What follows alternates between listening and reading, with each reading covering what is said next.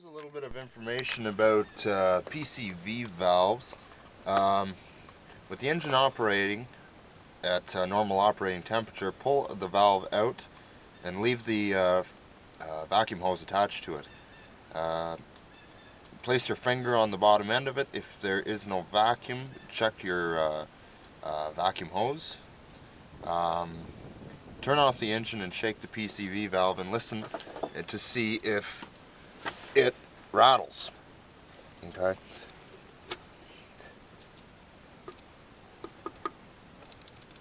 can hear it faintly. If you don't hear a rattle, replace it with a new one. Okay.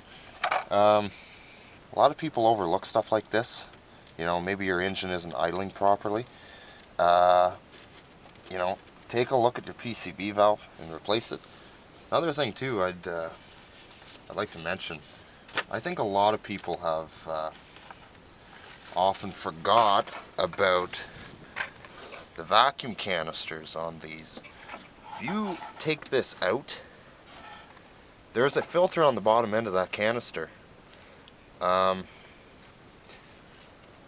usually replace mine once a year.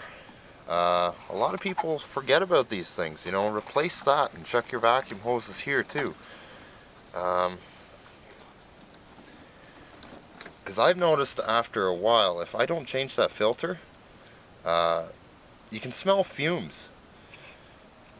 Because one of this line here, okay, runs along the inner fender well. This actually runs to the fuel tank. It's a vent hose. So I've noticed that if the filter on the bottom end of this canister is done, or if I have a crack in my fuel and my vacuum hose here, I'll get the smell of fumes, especially when you first start it. A lot of people don't bother fixing it. I love the smell of Chevy in the morning. But anyway, yeah, so just another little bit of information for you guys, you know, take a look at that. Also, I want to talk about air conditioning. Down here, this device is a little switch that controls